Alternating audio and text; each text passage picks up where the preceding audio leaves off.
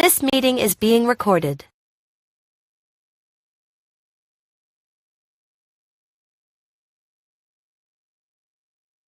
Hello, everybody. I'm just getting people in the room. We have a few minutes till we get started.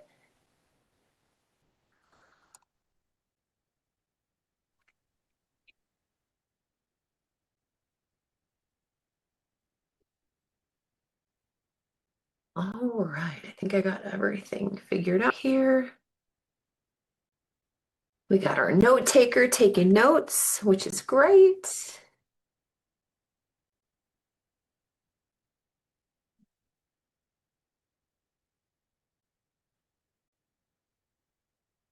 All right.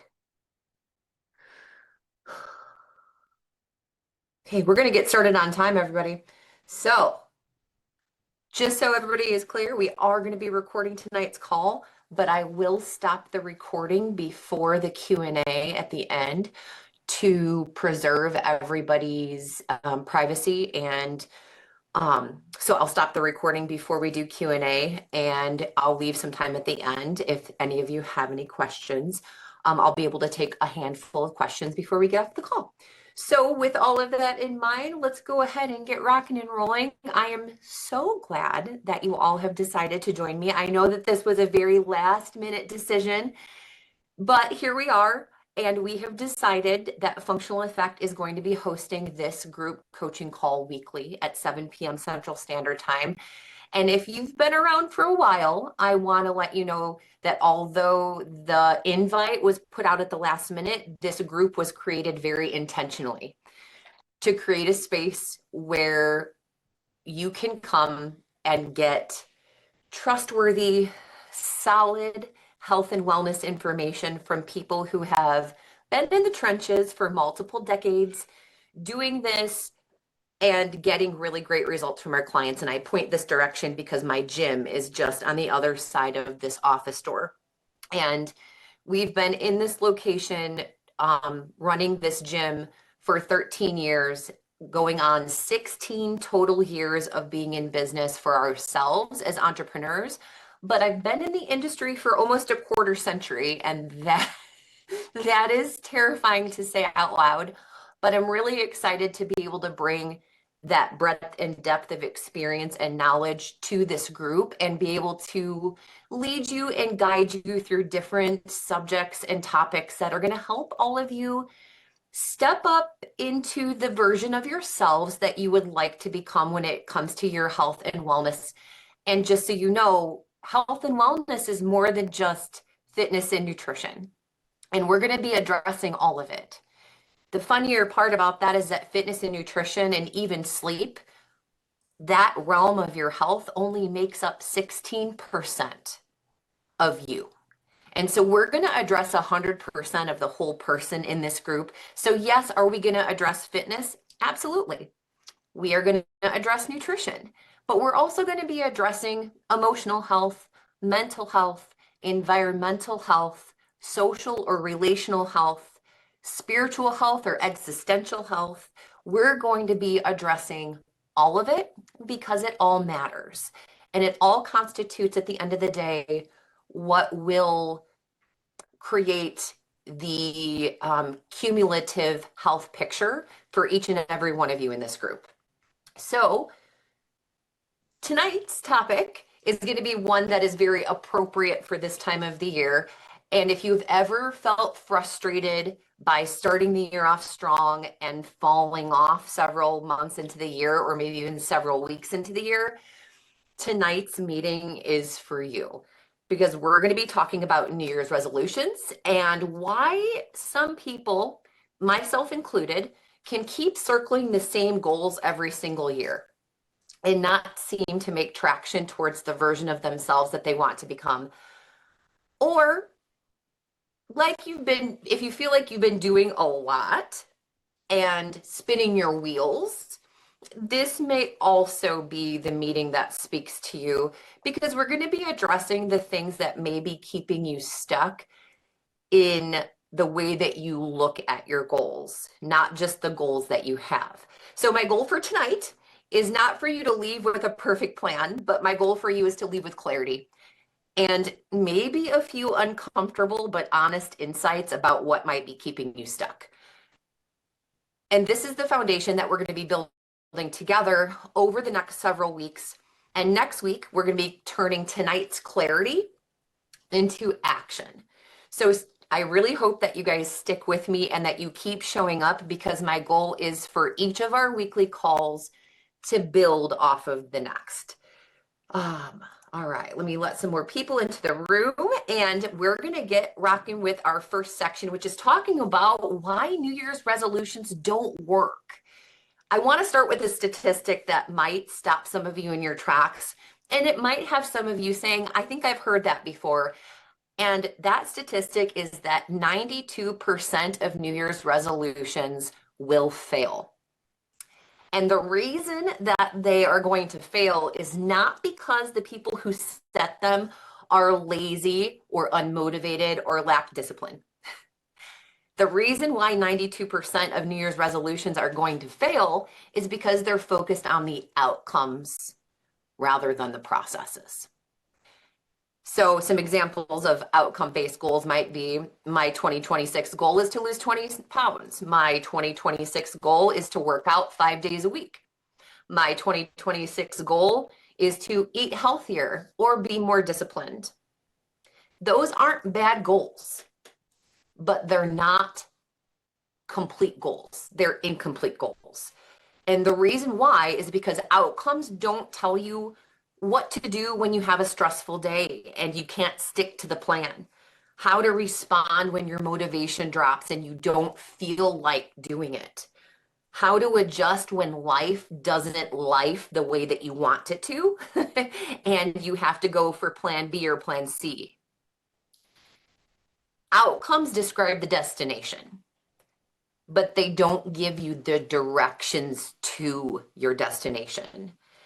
And that is where most, 92% of New Year's resolutions fall short. So I want to share something from my own experience, and from many of the clients that I've worked with. We used to hold challenges at our gym. They would be 6-week or 8-week challenges, but they would be focused on an outcome. And knowing what I know now, I would have approached those challenges very differently. We used to call them the drop 2 sizes challenges or the get into my jeans challenge, where the focus was the outcome of fitting into a pair of jeans that didn't fit you at the beginning. And now, did we focus on processes along the way? Absolutely. But knowing what I know now about the psychology of change and about the way that our brain adapts to change, I would have addressed the process goals right off the bat rather than putting such a heavy emphasis into the pants or the clothing or the fitting into the thing as we did, because we put a lot of the emphasis there. And now I know that that is probably part of what got people in the door, because if I called it the sustainable habit challenge, it would be a lot less sexy to people than drop 2 sizes. So keeping all of that in mind, I know that hindsight is always 20/20, right? But if I were to do it all over again, I would have had a much different approach, much more like what we do today in the Balance to Breakthrough group. For those of you who have been with us in Balance to Breakthrough, you know that our complete focus for that group is habit change and basically restructuring your life around a new way of showing up and doing things versus focusing on that outcome goal of dropping several sizes or getting into those pants that didn't previously fit you. So what actually made the difference wasn't helping the clients want it more. The difference was helping them look at what they were doing daily, how they were structuring their environment around that outcome goal, and who they needed to show up as on the days where what we were asking them to do felt inconvenient. Because I'll tell you right now, it's going to be really easy to show up and do the things necessary on the days that you feel motivated, but motivation is fleeting, and motivation becomes unnecessary in the face of discipline. And so when you have discipline and routine, motivation is a thing that becomes optional in your life. You don't need that motivation anymore to show up and do the thing when you have built the discipline around the action. So at some point, the question changed from how do I reach this goal to who do I need to become in order to make this goal inevitable? Who do I need to change myself into and show up as on a daily basis to make this goal my BITCH? I don't want to curse because I don't know if any of you have kids in the background. Hopefully they can't spell yet. But the examples of this can include things like not I need to work out more, but I'm someone who shows up and moves their body even when it's inconvenient. Not I need to eat better, but I'm someone who prioritizes nourishment and giving my body what it needs for energy. It's changing the way that you verbalize your goals and the way that you talk about what you want. Because I will tell you, life and death of your goals is in the power of your tongue and the things that you speak over yourself. And you will see in time, if you stick with me in this group, that the way you speak really matters. And if I get you to do anything in this group, I want to get each of you to examine the language that you use around your goals and the language that you use with yourself when you are giving self-talk or when you are giving yourself the proverbial pep talk. What does that pep talk sound like? For many of you, myself included, in the past, that pep talk didn't sound very positive. It sounded a little bit more like a scolding. And I don't know about you, but I don't respond well to being scolded. And self-scolding, your body and brain have the same response. So we're going to work on turning around that language that you have towards your goals, towards yourself, and anchor yourself into a new identity. That is ultimately the goal. When you are trying to achieve a new level of health and fitness, you are inevitably trying to anchor yourself to a new identity. And that is not something you just slip into. It's something that you practice your way into. And practice takes time.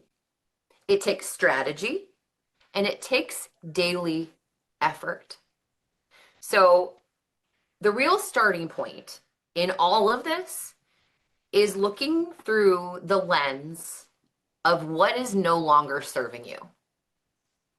Here's where most people skip a step in their goals, and they try to add more workouts, they try to add more structure, they try to add more rules to what they're doing to achieve that goal that they have for 2026 without ever looking at what is working against them.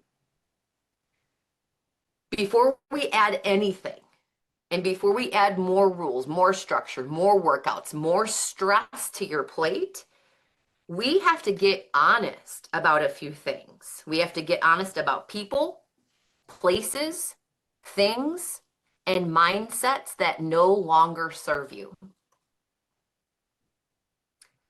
Walk through each one slowly in your own mind. People. Who do you spend time with that normalizes habits that you are actively trying to move away from? I want you to think about this question. You do not need to answer, but if you feel compelled to put it in the chat, I encourage you to drop it in the chat.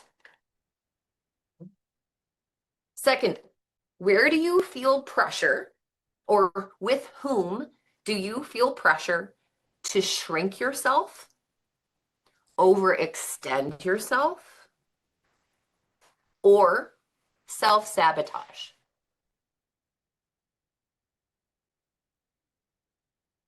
Think about that. You may already have a picture in your mind of who that person or people are for you.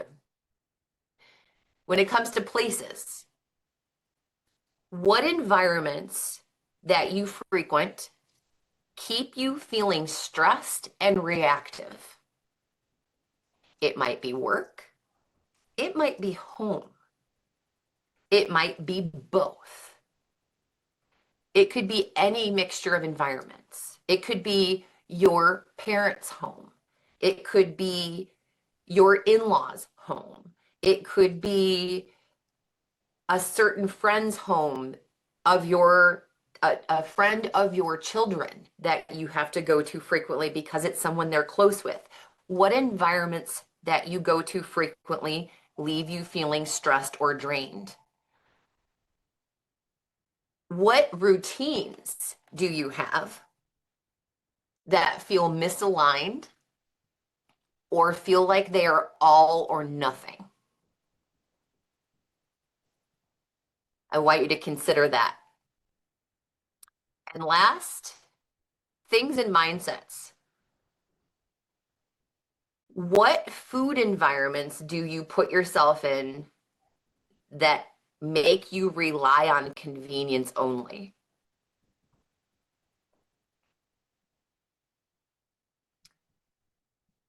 What are the things, so they can be any draining things like alcohol, like caffeine, like screens, or maybe even your schedule that you know are draining you or leaving you feeling more fatigued than you need to be.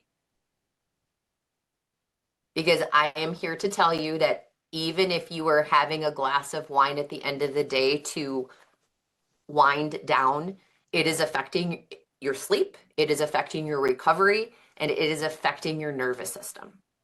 So if you are somebody who is in a state of burnout or circling that bowl of burnout and you are finding that you are utilizing alcohol as a coping mechanism to help you relax at night, I am not here to fault you. I am somebody who has done the same thing in the past. But these are the hard truths that I said we were going to talk about tonight, with recognizing the things that might actually be contributing to your inability to see your goals through to the end. And the things that drain your bucket are going to be the biggest adjustments that we can start making in this journey towards becoming a better version of ourselves. So it's recognizing, are you looking at screens late at night before bed? I like to implement a 3-2-1 rule with my clients when we talk about the things that will help our body wind down best before bedtime. Try to stop eating 3 hours before bed. Try to stop drinking the majority of your liquids 2 hours before bed. And be off of your screens 1 hour before bed. And if you can observe the 3-2-1 rule, I can almost guarantee you that you are going to be feeling better and waking up feeling more rested. Now, make sure that you, on that 2 hour before bed, quit drinking liquids rule, make sure that you've gotten inadequate liquid before you stop drinking it for the day. But with all of that in mind, recognizing those things that are draining you is a really crucial component, because I'm here to tell you that an overpacked calendar leaves no room for margin. And I don't care what you're packing it with. I don't care if it's school activities. I don't care if it's work activities. I don't care if it's any combination in thereof. But if you are leaving no room to take care of yourself, and one of your excuses for not being where you want to be with your health and wellness is that you don't have time, your schedule might be the thing that you need to look at. And that might be the hard, uncomfortable truth of why you keep spinning your wheels. It's because you say yes to too many things. And it results in you saying no to yourself. So normalizing self-sabotage, normalizing lack of self-care, normalizing self-abandonment is something that is very common in those of us who were raised in the 80s and 90s, because we were raised in a generation where we were taught that we could do it all and be it all and be the working mom, successful businesswoman, and have everything. And for many of us, it has resulted, myself included, in understanding the true meaning of burnout. Hence the reason why we're here today in this group talking about all things health and wellness. It's because I was the N=1. I was the poster child for burnout and for depletion. So I'm here to tell you that awareness, the awareness we're building tonight, it doesn't equal change, but the goal moving forward is to take this awareness that we're creating, the data that we're gathering, and move that forward into actionable steps. So as far as mindsets go, there might even be mindsets that you need to challenge moving into this new way of approaching your health and wellness goals. Mindsets like, if I don't do it perfectly, it's not worth doing. If I can't show up and do the hour workout, then I'm not going to work out because it's not worth it. Eating healthy is expensive or restrictive or boring or tasteless. Fill in the blank with whatever that limiting belief is around eating healthy. Because I can tell you right now, you can eat healthy on a budget. You can eat healthy and make it taste great. You can eat healthy and it is very accessible to eat healthy. It is more expensive actually to eat junk food than it is to eat healthy. So there are ways to eat healthy on a budget, and I'm here to help you figure that out too. If that is something that interests you, we will have a whole segment about eating healthy on a budget. But remember that this awareness does not equal change. And I want you to think about this week that you have between this call and our next call as a period of observation. We're going to do a little activity in the coaching world that's called notice and name, where you are going to notice the things that you are doing in your day-to-day life that are not conducive or not going to be contributing to your end game goal, whatever that end game goal may be. Gain muscle, lose fat, feel better, get healthier, fill in the blank. No fixing, no optimizing, no overhauling. I just want you observing this week. I don't want you trying to fix yourself. Now, if there are things that you're already doing and you're already working towards, I'm excited for you. That is amazing. But do not take tonight's call as a charge for you to go out and try to change all the things. What I do want you to do is ask yourself some questions for reflection. The first question I want you to ask yourself is, who do I want to become over the next 6 to 12 months? Who does that person look like? Who does she show up as day to day? What is her energy like? How does she feel? I want you to paint a picture or create an avatar of what that person looks like for you. What does that person's finances look like? What does that person's health look like? What does that person's sleep look like? Their happiness? I want you to get clarity on what that version of you looks like.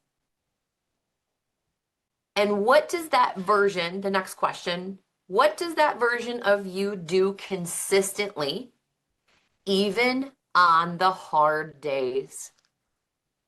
That question right there is a big one. 3, what habits or behaviors that I am currently taking part in do not align with that identity? And this is where those uncomfortable truths sneak in. And it's okay to have those realizations that you are doing things that are not conducive to the goals that you have for your health. Truth will set you free. But it can be very painful and uncomfortable to face those truths sometimes. I want you to know that this is a space where you can face those truths without judgment, because we are in a state of observation, not in a state of judgment, not in a state of shame around our behavior. We need to be able to observe it and understand where we're starting from to make the realizations of where we need to go to become the person we want to become. So I want you to ask yourself, what environments make it harder for me to show up in that way that I want to show up. And finally, what beliefs about food, exercise, or health that I have might be outdated or just flat out wrong?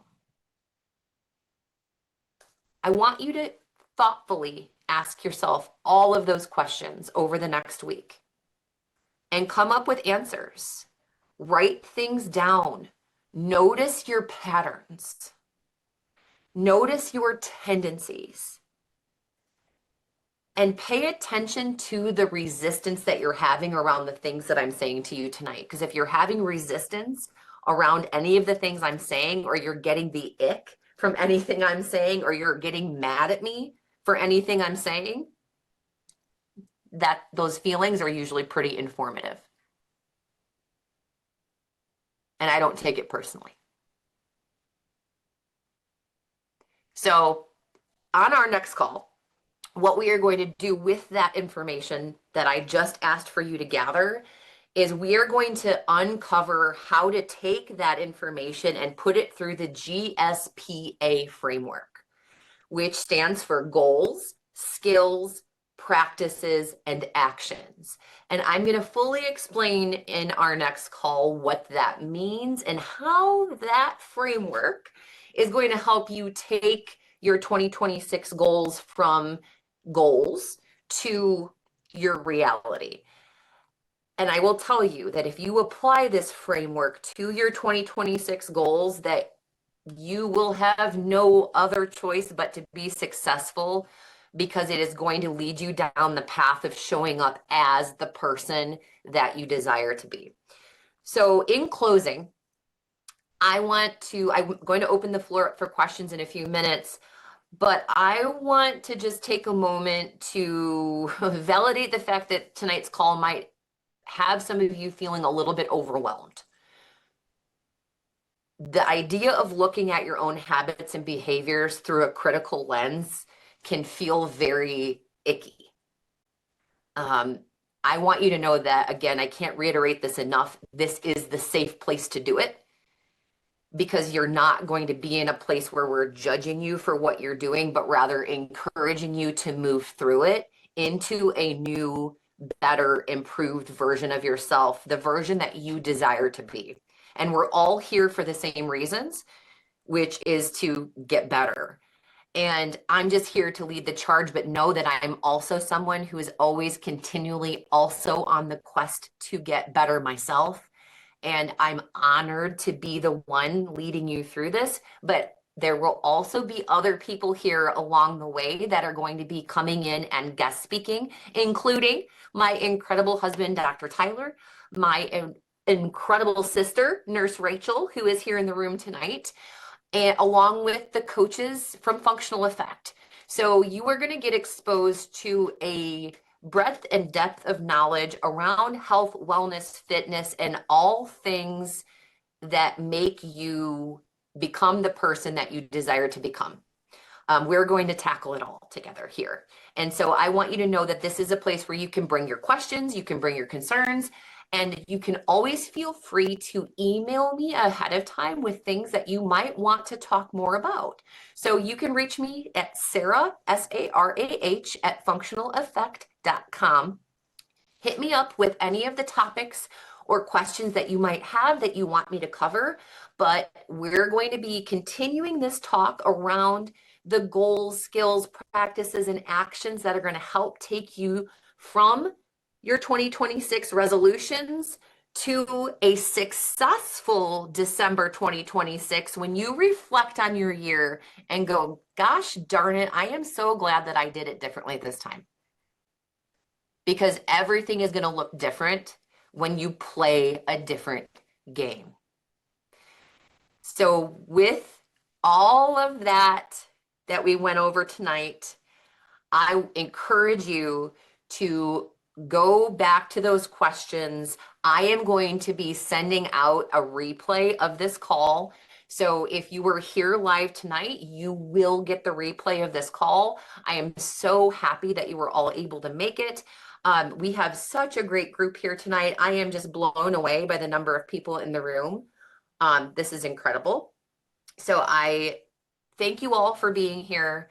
I will be creating notes of tonight's call that I will put with I will send out the link with the notes that will include the questions and the prompts that I gave you. So if you happen to not take notes tonight, don't worry about it. I took notes for you, and I'll be delivering you the notes too, so that you have all of those prompts so you can work on your questions between now and next Thursday at 7 p.m. Central Standard Time, where we're going to be doing this again next week. So until next time, I'm going to open up the floor for Q&A, but I'm going to stop the recording here. So we're going to preserve everybody's privacy. Stick around if you want to stay for the Q&A, but if you were headed out for the night, thank you for joining us, and I'll see you next time. Stick around if you want to do Q&A, and I'm going to stop the recording. Hang on just a second. I don't know how to stop the recording.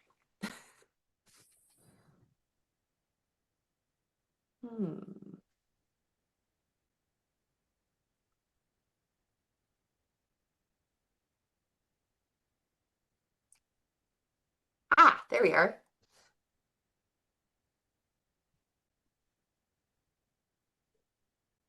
Well, no, I don't know how to stop the recording, guys. Are you guys okay if I don't stop the recording? Sure. Okay. Well, I'm going to leave. I'm going to open the floor. If you would like to unmute yourself and ask a question or drop it into the chat, I'm going to pull up the chat here so I can see if there are any questions popping up, and I will answer your questions if you don't want to unmute, but feel free to unmute and ask your question if you have one. I have about 15 minutes to answer questions, so feel free to shoot.